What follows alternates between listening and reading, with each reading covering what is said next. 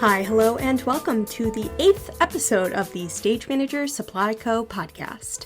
We have no sponsor this episode, but instead are brought to you by a single hole punch. A single hole punch. What can they accomplish that a 3-hole punch can't? My name is Claire, I am your host, and thank you for joining me today. As we start every podcast, I would first like to say that Black Lives Matter, and that I am creating this content on the traditional lands of the Kickapoo, Peoria, Potawatomi, Miami, and Sioux tribes. We will always start the podcast acknowledging the inequitable landscape and history of the United States, including but never limited to the fact that we are a country built on stolen land and developed on the backs of slaves. Stage Manager Supply Co. is my own attempt to bridge generations of systematic racism and oppression by making stage management arts education much more accessible. Today, I would like to highlight the Okra Project. The Okra Project is a collective that seeks to address the global crisis faced by Black, trans, and gender nonconforming people by bringing home-cooked, healthy, and culturally specific meals and resources to Black trans people wherever they can reach them.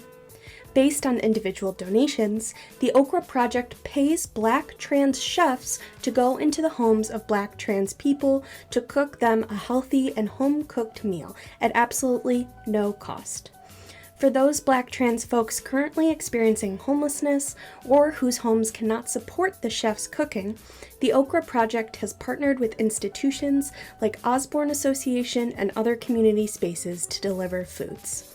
If you would like to learn more about the Okra Project and donate what you are able, you can find the link to their website in the episode description. 2 disclaimers before I introduce today's guest. Disclaimer number 1.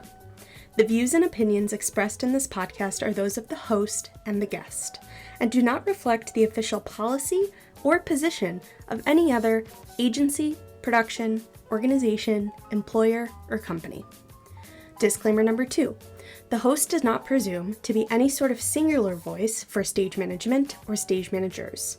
The views and opinions expressed by the host are extremely limited to the scope of her own experiences and are being widened each and every day. So, now that we've grounded our work in the reality of the world around us, let me introduce you to our guest. Our guest today is James Kennedy.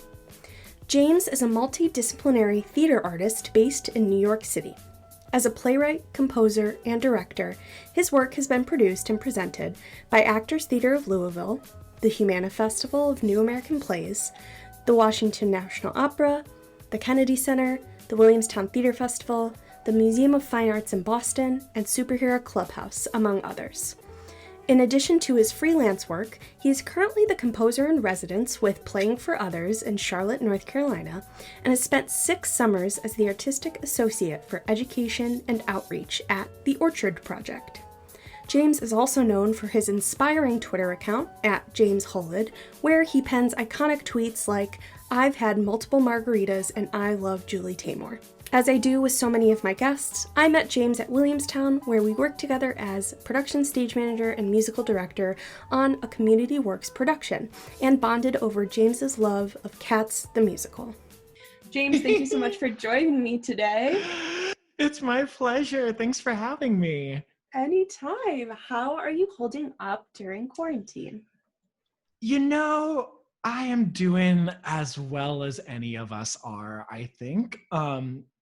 There are certainly moments of enormous challenge and frustration. And I think there are also moments of really exciting problem solving and discovery, and I think as long as we can keep finding sort of silver linings on an ongoing basis, that is always enough for me to keep going. So there have certainly been some great things happening in quarantine as well. Though by and large, it's, been a pretty unsteady and weird time, I think. Yeah, I think we can all definitely relate to that feeling that you just described. I wanna get started by asking you to tell me a little bit about your journey. I'll be very honest and say I don't know the specifics of your emerging early years. So where did you start? How did you get into theater and entertainment? And What do you consider yourself? You said a theater artist in your bio, but what work do you like to engage in? Yeah, so I was always sort of around theater growing up. I guess I had some natural inclinations toward it when I was little, and my parents were very indulgent and supportive. And I grew up in Charlotte, North Carolina, and I went to the public school for the arts that they have. And I went to the art school from kindergarten through 12th grade. So I was like very immersed in arts education my entire life. And so I did sort of the child actor thing for a while. And then Amazing. yeah, which was great. And like it's really funny when I look back on it, because understandably now, like, theater education is a thing, and like there's a lot more intentionality in how we work with kids in theater, which is beautiful. But I'm sort of the previous generation, so like when I was doing shows as a kid, like there weren't child wranglers, like there weren't like any of these structures in place. So it was me hanging out with all of these adults, like on their smoke breaks, like during their tens, like in the alleys behind the theater, and they're like teaching me how to swear and like the facts of life and like all these, so that was sort of like the rough and tumble like theater environment I grew up around. And I just remember being so infatuated with it from day one, because I would get to like leave school and go hang out with my grown-up friends who like smoked and cursed and were having torrid love affairs. And so that was sort of my like my intro to it. And then once I sort of aged out of child acting, like when you're a kid and you're an actor, like if you memorize your lines and are cute, like that's sort of the full job. Yeah. And then like once I was like 15, 16, I was like, oh, I have to like work at this. Like I can't just like, be precocious and like, have that be that, like that's not good enough anymore. And I think one of the things that I realized fairly early on that was like actually a real gift, that I talk about with the teens that I work with, is like figuring out what I loved enough to want to work really hard at to get good at. And I was like, that's not acting. Like, I don't like auditioning. If it requires more than just like showing up on stage and like being fun, then like I'm out. I'm out. And so I ended up going to college at Emerson College in Boston, to pursue directing. Initially, that was sort of the next thing I wanted to do. Was like, I want to be a director, and Emerson was an amazing school for me. It was a great fit for what I was interested in. I directed a lot of student theater. We had a lot of like weird pretension. And then I was like secretly writing, like just for myself, and then as like for some class requirements, but I didn't really identify as a writer.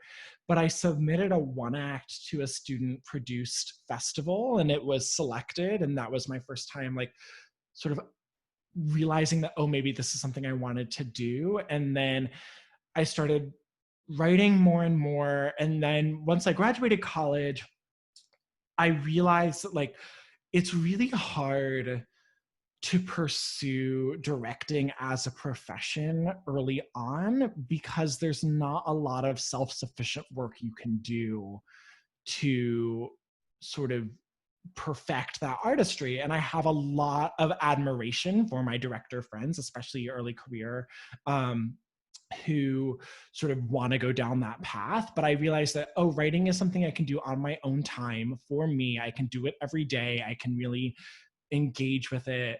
And so I started taking writing a little bit more seriously, and I moved to New York after I graduated to do an apprenticeship at the Lark Play Development Center, here in New York City, which was amazing because it was this immediate immersion into new play development. And I think when I was in college, like the only contemporary playwrights I really knew were like Tony Kushner and Sarah Rule, and like these very top tier, very successful, widely produced writers. And working at the Lark, allowed me, I think I encountered like 200 different playwrights over the course of my time there. And so I got such a full spectrum perspective of like the many ways that playwrights make their lives. And that was just an education in itself. And then I left New York to spend a year at Actors Theater of Louisville, where I was a directing apprentice. And that was sort of my last like hurrah at pursuing directing. And I had an amazing year in Louisville. It's such an extraordinary program.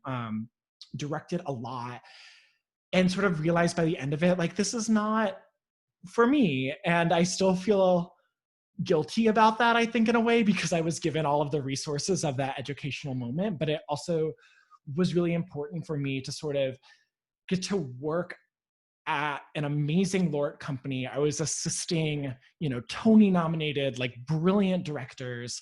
And by the end of it, I was like, this train is sort of going in a direction that I am not really pursuing. And so by the time I got back to New York, which was 5 years ago at this point, I was pretty much all in on writing. And so I haven't really looked back, and I write plays and I write musicals and I write operas, and I love all of them. And I like getting to sort of hop around from form to form and getting to collaborate in various forms. And so I feel like at any given moment, I'm like working on multiple projects, like from each genre and each medium, and sort of like open to what the universe will allow me to do. So I get to do musicals sometimes and plays sometimes, and I like that variety a lot. Yeah. Can you talk to me a little bit? I love your story of discernment, and I think that's so good on you that you had the self-knowledge and the self-retrospection to say, this is something I don't think I'm fully on board with, but I do really feel sparks of creativity when I am writing and composing and producing new work. Can you talk to me, what is your creative process like? This is something that is so unknown to me. Like, I have a very type A, will say, creative process for these videos of I've checklisted every single step and I know what I need to do to get from email to posting this podcast. But what is your creative process like? Well, I think it depends. Like, I have worked on things that were commissions, and I've also worked on things that I was sort of working out on my own volition, and it sort of depends on which sort of avenue I'm taking. If it's a commission, the things that I've worked on in the past that have been commissions have always had some very clear structures around them as far as what those pieces needed to be, and what the community, what the intended audience was, what the intended performers were. And then that commissioning company has always sort of given me a timeline. And so I'm like, okay, this is the structure. And I have to sort of work within that to make it happen. I think, one of the things that is sort of commonplace across the board for me is I really don't like working from an outline. I don't like planning ahead what something is going to be. I like sort of knowing enough to get started and then starting, which means that for me, it usually takes me 3 drafts of something to like understand what I'm even working on. Like, the first one is like a mess because I'm just like, it's like spits and scraps and jumps all over the place. And then the second one, like the first round of revisions, I'm like, okay, here's sort of the general understanding of it. And then the third round of revisions, I'm finally like, okay, here's my North Star. Like, this is what I'm actually exploring. This is the shape of it. This is what I want to do. And so knowing that means that when I'm working on a project, I have to find a way to structure those 3 drafts into whatever the broader structure I'm working within. Which sometimes goes really, really well and sometimes is a challenge. For example, when I was working on my first opera project a couple years ago, that company really wanted a strict outlining process and then a strict revision process, but I couldn't even start writing the libretto until the outline was approved, which is fine. Like, that's their way of working. But it was so hard for me because I was like, I have not even gotten to like roll up my sleeves and sort of get in the mud of this story. And I'm like making decisions about the structure, about the climactic moments, about the shifts and these characters ahead of time. It was a great learning experience, but I would say that those are sort of the things that are common across the board. And then another thing I like to do, especially with musicals, is, you know, when you go to the hardware store and they have like those paint chips that have all the different like four colors on them, and you can like put them on a wall and kind of step back and look at it. I do this thing where for each project, I make what I call my paint chip for it, where I pick a specific moment in the piece that I have some sort of clarity on. And I try and write it out to the most defined extent that I feel capable of. So if it is, and I do this a lot with musicals, where I'm like, okay, I'm gonna write the full song, I'm gonna put some dialogue before, in the middle, after, I'm gonna write in some stage directions, like try and really, you know, color it in as richly as I can. And then once I have that, I can sort of step back and say like, oh, does this feel like the kind of color that I want the entire room to be, metaphorically speaking? And so that's another thing that is really helpful, because I don't, like I said, don't like to fully outline. I'm like, oh, this small thing feels right. It has the right energy. It has the right sense of humor. It has the right tone to it. And it gives me something to refer back to as I keep going. But otherwise, like, each project is sort of different. Like, I've started things that I thought were gonna be sort of walks in the park that took like 2 to 3 years to sort of make. And then I've started other things that I'm like, I don't know what I'm making. And then I've like made it through that 3 draft process in like a month and a half. And I'm like, oh, I actually have a workable draft that I can send to people and show people and even do a reading of or whatever. And so, yeah, it's like, I feel like the more I've made stuff, like the less precious I am about process. And I also like the thing, again, coming back to that thing that I was saying earlier about writing allowing me to sort of be self-sufficient and self-disciplined, is like, there's always something for me to work on. Like every day, there's always some like rewrite that I need to do, or some like first draft I need to do. But, you know, it means that sometimes I'm okay with like setting stuff aside for a while, because there's always something else, you know, or if I'm really lucky, I got hired to like do something else that's going to pay my bills for a little bit. It's like, there's always something for me to channel that creative energy into. And I'm not as like, as fixated as I think I used to be on like very specific deadlines and goals and that sort of thing.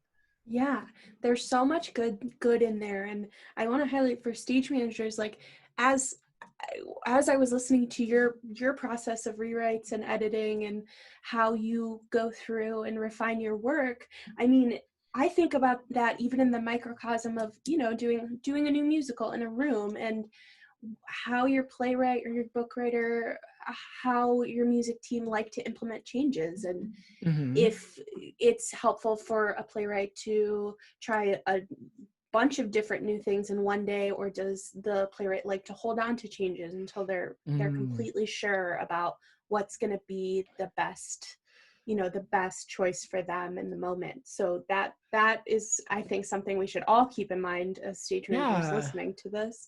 But I wanted, yeah. Oh, sorry. I was just going to add one more thing that I think is a useful experience too for stage managers in particular, but all sort of collaborators, is like, you know, when I'm working on an original piece, like, by the time it gets in the room with other people, like, I've spent a long time with it just by myself. And I remember when I was at Louisville, I actually first learned this lesson directing, but it was a really great writing lesson too.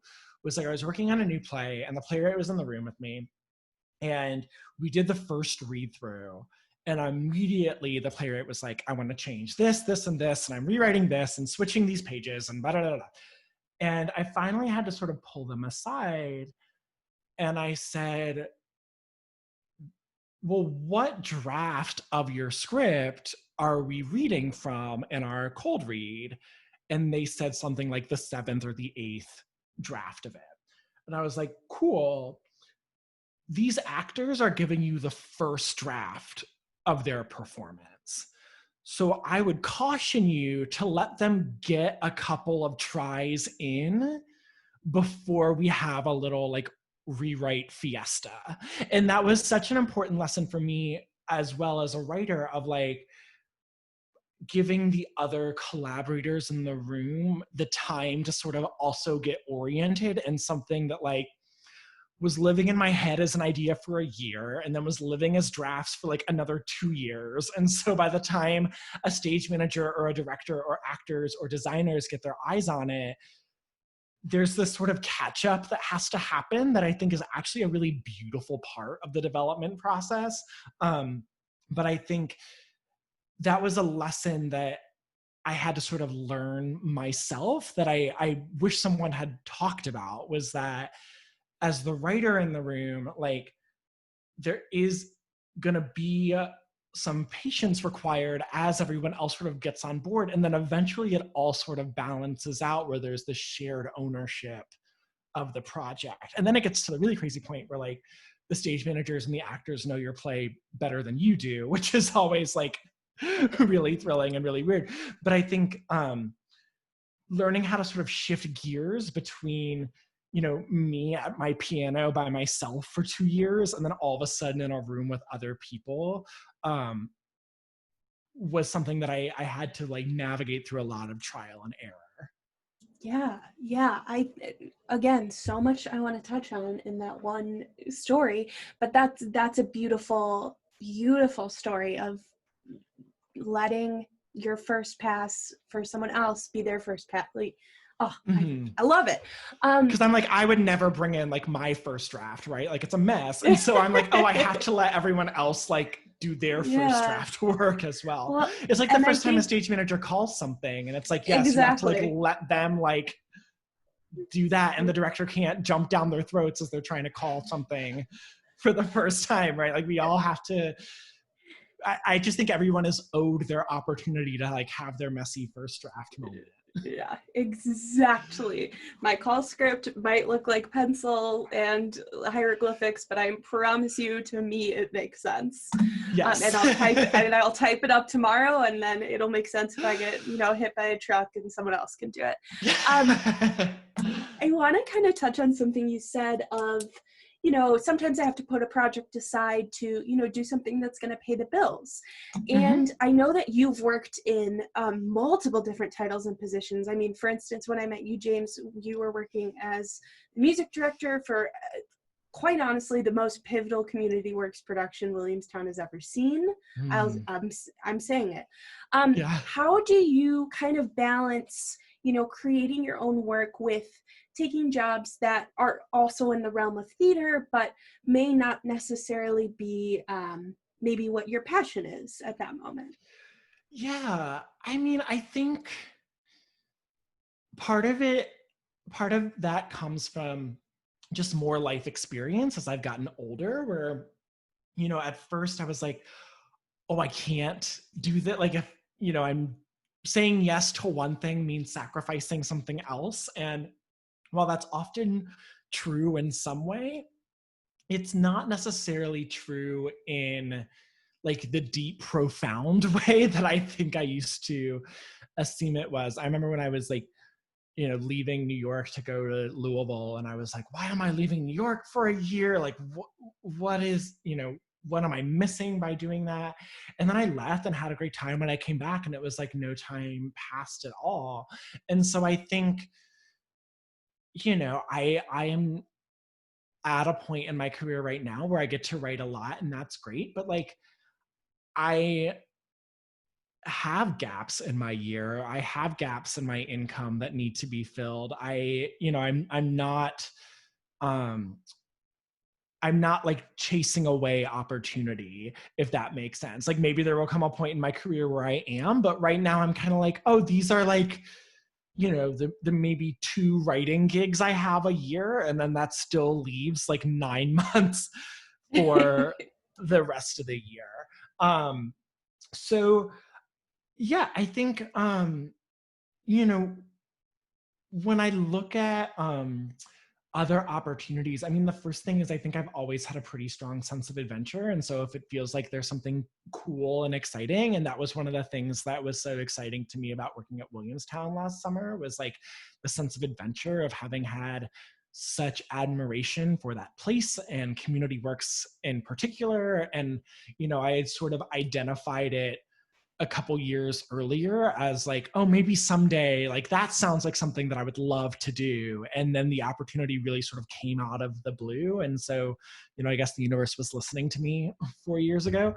Um, but, if there's a way to sort of satisfy that sense of adventure, or, as I'm sure a lot of, your listeners and your guests and colleagues know, like if there are amazing people in the room, like that's usually, um, an immediate yes from me. And especially if I'm doing something that like is not my number one work or artistry, which music directing is not. I enjoy it. I like doing it. But it's not, the number one thing that I'm pursuing.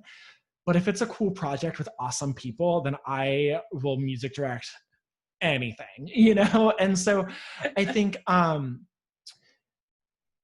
and again, because it takes so long to get any new show up and running, I mean, a new musical, like the average is like 6 years or something in this country to like get a new musical happening.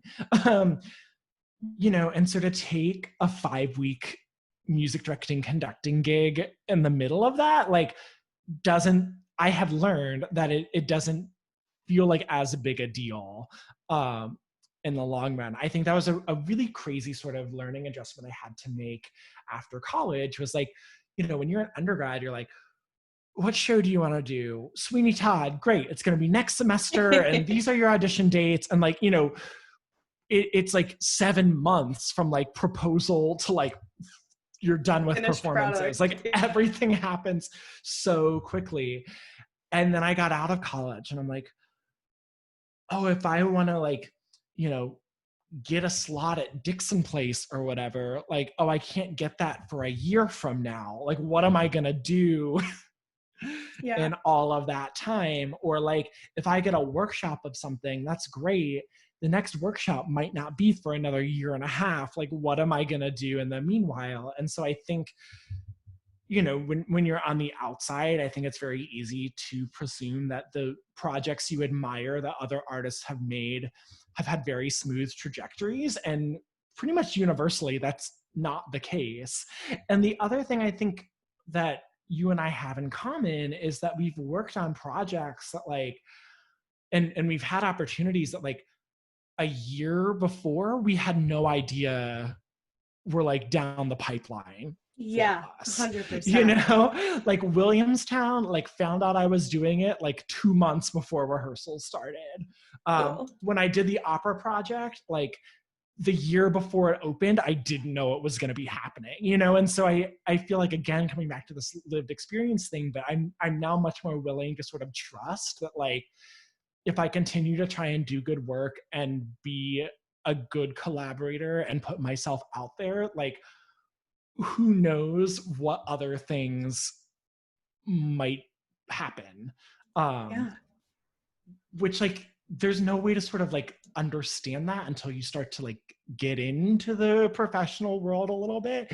But I feel like that's an experience across the board that a lot of friends have had, is like, oh, a year ago, I'd never heard of this musical, and now I'm the follow spot operator for it on Broadway. Like, you just don't know like what else is out there, who's advocating for you.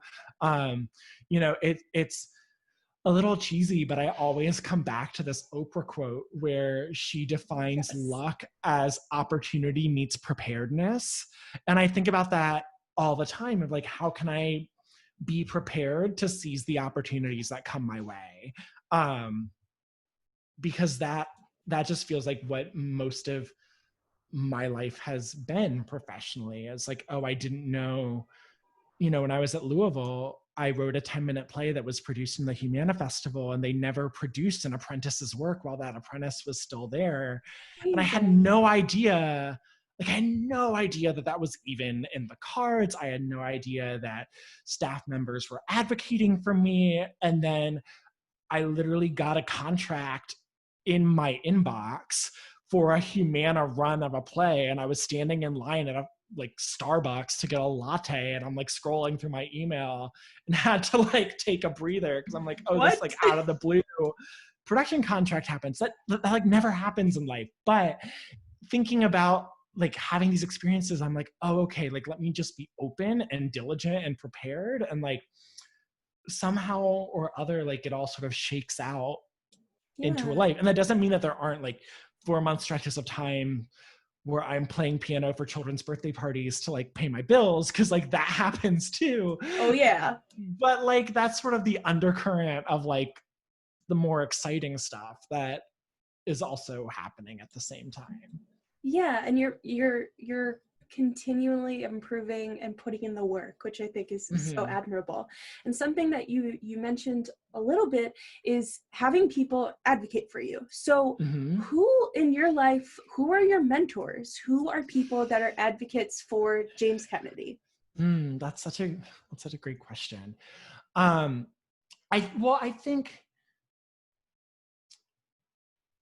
think when I first started pursuing this professionally after college, I had a really sort of misunderstanding of what mentorship meant. I think I was expecting, because people talk about their mentors and they talk about their advocates or whatever. And I think I was expecting people to give me all of their time, attention, and resources, fully. You know what I mean? I was oh, I'm gonna, I had this very medieval definition of apprenticeship of oh yes, you work for the same artist for 10 years and learn everything, and then by the time you're done apprenticing, your career is also guaranteed, and that's that. And so I was having a lot of self-pity my first 2 years, because I'm oh, I'm not, I think I thought I was gonna work with the same directors over and over again, or I would meet someone and be able to sort of ride their coattails in a way, because I sort of assumed that that's what that meant. And then I had to learn that no, actually you can have mentors that you only see a handful of times a year. You can have mentors that you only really keep in touch on social media. But I think for me, the mentor is someone, for me, a mentor is someone that they are there when I need them to be there, or when I ask them to be there, versus them just being there all the time for me to mooch off of.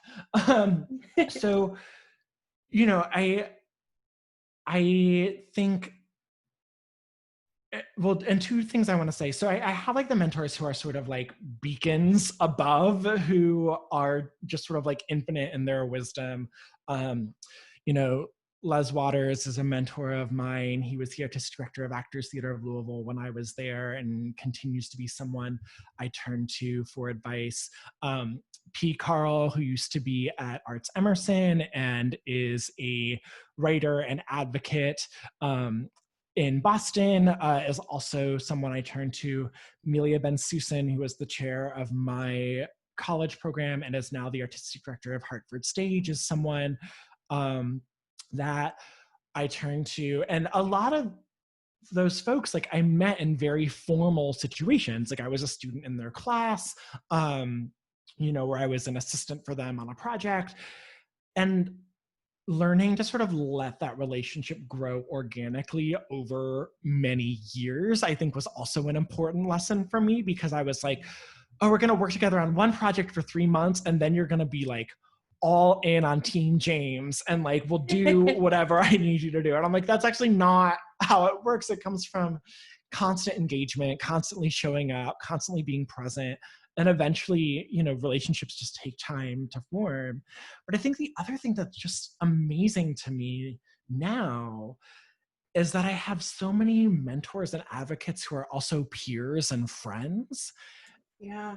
And I think that's just such a beautiful thing where, you know, as I have sort of gone on my journey, I have brilliantly talented friends who are in literary departments and are managers and agents and are associate artistic directors and associate directors on Broadway and stage managers, and you know, and not even just in New York, but sort of all over the country, people who are theater educators. um and so the sort of flow of support is much more horizontal rather than vertical. And I think that's also beautiful because it gives me an opportunity to advocate for them in return. And I think that that is just a gift that we get as we go through this profession, is like it becomes less top down of where we get our guidance from and our opportunities from. But it's also, you know, friends who I was like an intern with at the O'Neill like 8 years ago and are now, you know, associate literary managers of like major Lort theaters, and we can go out for beers and like talk about how impossible it is to date in New York City, and also talk about like what I can do to improve my play, you know? And Yeah. so like to have those kinds of relationships are also really, really special. And it was good to learn to like keep my eyes open wide and not just look for like who's the most impressive person I can assist for or learn from, but also like who are the people on the ground with me that we can support each other as we, you know, navigate this crazy industry. Yeah, you're the second guest in a row to say something very similar of look to the people directly around you and maybe even above you for Yeah. like the weakest. I read this book, I can't remember it, but I'll pop a screenshot up if I remember it. But it talks about like the power of weakest connections, and I found that in my own life personally, like my biggest kind of quote unquote breaks have come from friends like you who we keep in contact occasionally, but I'm not texting you every day like how's it going, what's up. Right. Right. but we're tending those relationships like when they need to be Yes. watered and when they need to be fed and fueled by love, you know. So Totally. I always, I mean, I just get so happy thinking about it. Well, and like, you know, everyone knows when someone who like didn't pay you dust before is now trying to like get into your DMs because you're working on something fancy and they think that you can help them out professionally. And like, we all know what that's like. We've all been guilty of it. But I think it's a great lesson of like staying engaged with everyone, not only no matter who they are in the present, but also no matter who they might become. Because I think sometimes it's very easy to get panicky about this sort of scarcity mentality in this industry of like, oh, if I'm not constantly networking and hustling, then I'll never find any success. And so, you know, anytime someone I know is successful, I need to be like, hey, can you get me in the room? Can you introduce me to this person? And it's like, that's not sustainable. That's not healthy. That's not genuine. Like it's, you know, it's those relationships where like you can be good to each other without strings attached, and then people are so much more willing, I find, to be generous with their resources when there's sort of that undercurrent of respect to the relationship as well. literally couldn't have said it better myself. Put that whole thing on a pillow. Talking about mutual respect, when you're working with a creative team, or if you are, part of the music department or part of the directing department on a show, how do you collaborate? What do you think makes a good collaborator on a process? And within that, how do you work with stage management? What do you like about stage managers? What do you think stage managers can do to help you in any way? Those are such good questions. I know I rapid fire them, but I get going and then I can't stop. No, they're so important to reflect on, I think. I think that theater is so extraordinarily important, and I think it is the lifeblood of our society. I think the arts in general are sort of like the lifeblood of what we do. I also try to have a really healthy perspective on like what it is that we do, and that it is an enormous privilege to work in theater, and that it is an enormous gift to be able to be creative with other people. And so I find myself drawn to collaborators who have a similar, their feet sort of solidly on the ground about like what it is we're doing. We are not curing diseases with the theater work that we do, which doesn't devalue it at all. But I think it's important to have that outsider perspective on what it is that we are working toward. And so, seeking those collaborators who bring that joyful energy, I think, theater's hard, and it can get really, really challenging sometimes. And I don't understand when folks don't fundamentally love what it is that we are doing. That doesn't mean that there aren't terrible days sometimes, but I think, I'm drawn to collaborators who share that love and that joy of, just what a wacky, awesome thing it is to make a show. But I think, with stage managers, I mean, my experience is that the stage manager is the person in the room who is the advocate for the production being safe and sustainable. And it sometimes, I think, can feel challenging when you have a crazy creative idea, and it can feel like the stage manager is the one sort of like keeping the kite tethered to the ground in a way. But I think that's so important. And I think that, the thing that I have constantly been amazed by with stage managers is that stage managers are looking out for everybody in the room. And they're also looking out for the audience, and they're also looking out for the house managers and the ushers and the box office. Like, they just are really advocating that what we are able to make collaboratively can be executed safely, and it is also like possible to do 8 times a week for 3 weeks, 8 weeks, open-ended, whatever. And so that is always sort of the fundamental wisdom point that I'm turning to stage managers for, especially, if I'm the writer in the room. I mean, after opening night, like, I'm not there anymore. They are the ones who are ensuring that what we make is able to continue to happen. And then, if I am music directing a show, then it's the stage manager and the music director working in tandem to sort of pull off the show every night.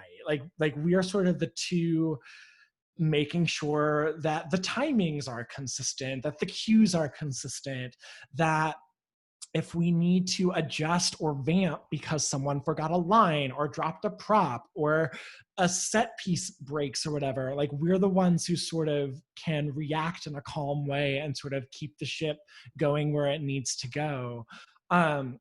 And so frequently I find that those are the conversations that I'm turning to the stage managers for, because I'm like, oh, at some point the director's going to leave, the writer's going to leave, and it's just going to be us and these actors and this crew and these musicians making it happen. But it's a lot of people looking to us as to how we can be confident and dependable and consistent. And I also think, I mean, the stage managers are always going to know more than me in any given moment about what's happening. And so, you know, it allows me to focus on what I need to focus on, and trust that they are going to help keep us on track. You know, the rules are there for a reason. You know, and I think where I've seen people run into trouble is when they don't view the stage managers as a collaborator in that way. You know, I have certainly seen artists who view stage managers as sort of the party poopers in the room. And I just think that that is such a limiting understanding of what it is that stage managers do, because like I said, like you are trying to make sure that we can do it safely and sustainably.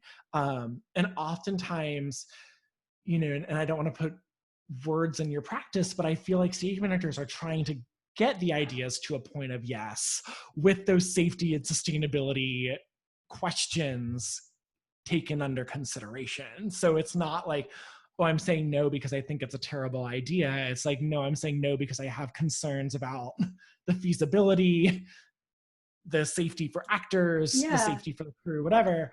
But that leads to such a beautiful possible collaboration, and it is only going to set the production up for more success in the long run, I think. Yeah, and I think it's like improv, you know, I'm try so ardently to never say no to an idea and always Mm-hmm. try to say that's cool and all of these things. You know, so or yes and if you will. So yeah, we like to party. We like to party the longest and the safest. But yeah, it's so the wisdom point about safety and sustainability, I think we're all thinking a lot about during, you know, these times of how we Mm-hmm. reintegrate into creating live theater. Mm-hmm. What are you excited about after a former guest has called our great pause? What are you excited about getting back into a room and creating? Mm. I'm excited for us. My hope is that we are using this time to find better ways to care for each other as people. um I think, you know, this pause has allowed us, it's allowed me personally to take the opportunity to examine like what was working for me and what wasn't working for me.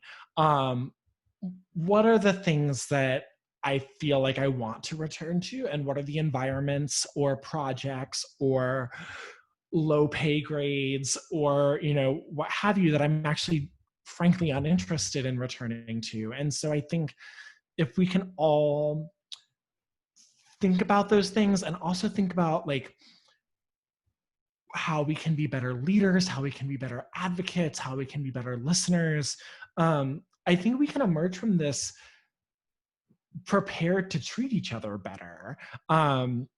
And you know, it's been really inspiring seeing companies like Baltimore Center Stage already start to do some really blunt examinations of maybe 10 of 12s aren't the best way or the healthiest way for people to work. Maybe playwrights should be paid during the weekly rehearsal process when everyone else Yeah. is being paid. You know, and so that makes me really, really excited. And then the other thing I think, you know, one of the things that I love about being a writer and having that as my vocation is I view writing plays and musicals as tangible optimism, because these things take so long to make happen. So there has to be some part of me that believes that it's worth it and that believes that other people are going to see the value in it, even if that might not happen for another 6 years. And that is something that I keep returning to, of like, oh, it's actually important to me that I work on a play right now because when we are in the time after COVID, in the time after this presidential administration, in the time after all of these challenging things that we're navigating right now, I will be glad that this was something that I spent my time doing. And I hope that other people will be as well.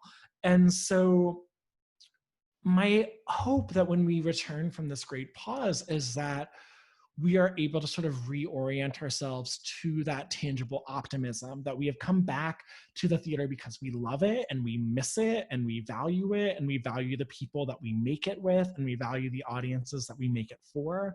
And, you know, and I hope that we want to be better citizens of the theater community for each other, that, you know, we're not so bogged down by our own careers and our own goals, but it's like, how can we better support each other? How can we show up to each other's things? How can we, you know, support the crazy ideas? I think, you know, I saw this tweet that someone was like, you know, they were like, oh, my 3-year-old daughter says, like, I can't come out of timeout until I've learned something. And it's so cheesy, but I keep thinking about that with this moment where I'm like, okay, we're sort of forced on this pause. And like, obviously, I think a lot of us are chomping at the bit to sort of get back in rehearsal rooms and back in theater spaces. I know I am. But I also keep thinking about like, oh, I want to have learned something by the time we come back, because this has never like, this is unprecedented in the modern American theater, of artists sort of having to take a year off to reflect and learn. And so my hope is that that leads to something really, really extraordinary. Yeah, how beautiful. How beautiful. I think immediately of when I had to put the 3-year-old I nanny for, Stella, in timeout today. And I said, do you know why you're going into timeout? And she said, yes. I said, okay, so we've learned something. Yeah. It's true. And I think I have a lot of friends who are struggling right now who don't self-reflect and don't make it an intentional choice during their lives pre-COVID to kind of think about the overall, you know, trajectory of their life and the day-to-day moments.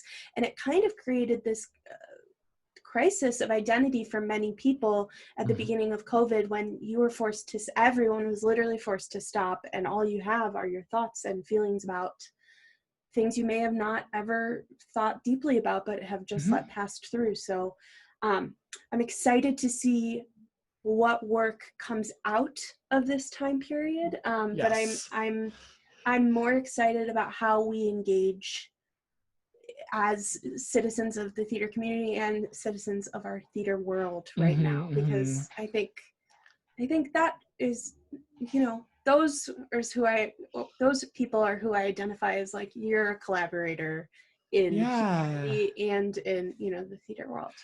Well, and you know it when it's good, right? Like, we've all been in those rooms or in those processes where we're like, oh, this is so good. Everyone's having fun, treating each other respectfully. We're all excited about what we're doing. And so I've been trying to think a lot about like, oh, how can like that be the norm, right? As opposed to the other gigs where I'm like, oh, this is hard, or this is, you know, we're not bringing our best selves into the room. We're not approaching this with our most generous and compassionate spirits. And so my hope is that, you know, we're so hungry to be making work again that we step into that with our best selves from jump. Yeah, I hope we can all get there.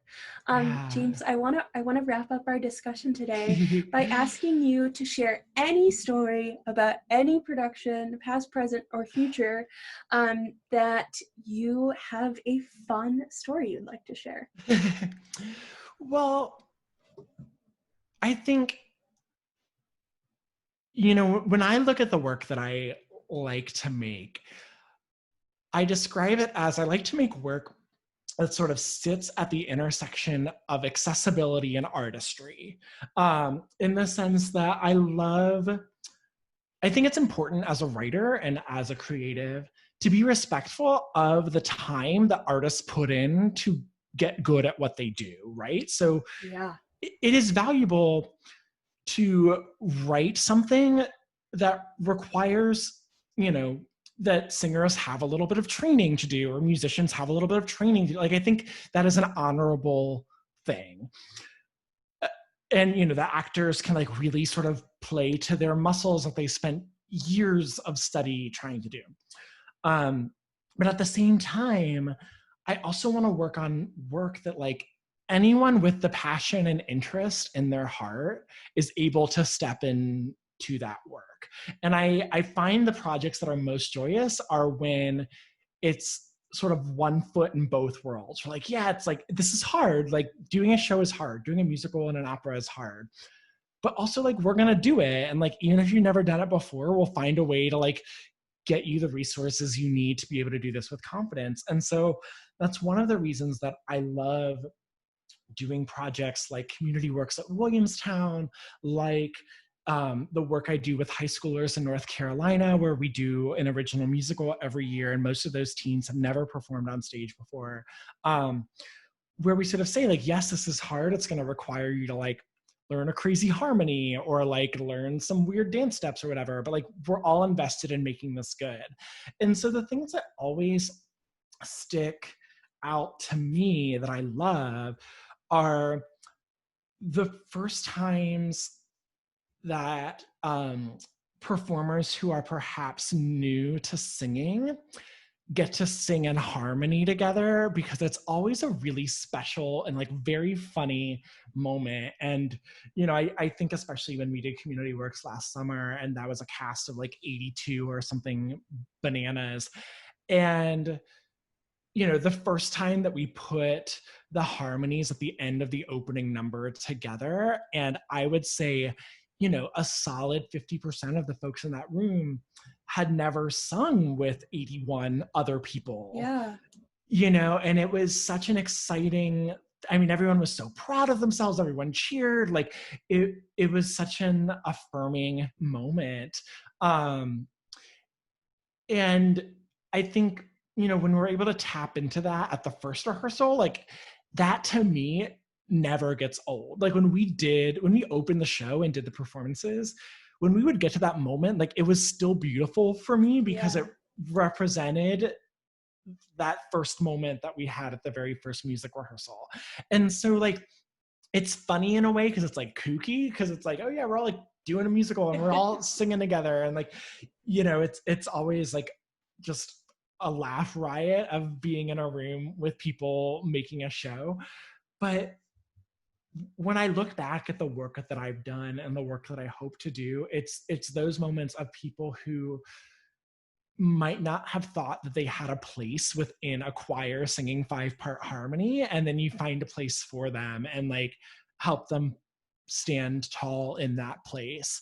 That I'm like, oh yes, and it feels special to me, because I'm like, oh, my job as someone who knows how to music direct and teach music and how to conduct is to facilitate that specific thing happening. And so when that happens, those are the moments that I'm like, yes, I am doing my job, and that is great. So those are the things that always like come up to the surface for me. Yeah, that brings me so much joy. I'll never forget that first time we did Summer in the Berkshires, or whatever the song was called at the time. And we were all standing, James was plunking away at the piano, and I'm like doing choreography for the kids down in front, and it was the best. It was, and then every time we did it after, I would still, even if they didn't need the choreography, I was like, I'm doing it. Yes. We're all doing it together. So yeah, really. I think it's really important, especially once the show is open, or when you're in the point in rehearsals where you're doing run-throughs every day, to like still find moments of presence in it, and that it doesn't become autopilot. And like there are times, especially when I music directed a show that has had a longer run, where I'll literally write watch in my score to remind me to like take my eyes off the page and like watch this moment happen every performance, because it brings me joy. Because I never want to like be a robot about it. And I know that if I don't give myself those reminders, then I might get so like bogged down in the focus of like, we're doing another performance and the song is 120 beats per minute and I gotta cue the clarinet, like whatever. But like sometimes I'll just like watch and like circle it and highlight it. And I'm like, oh yes, for like this 10 seconds of this song, I give myself permission to like look up from my score and like celebrate what it is I love about this show that we have now, you know, we're on our like 37th performance of, but it still brings a lot of joy.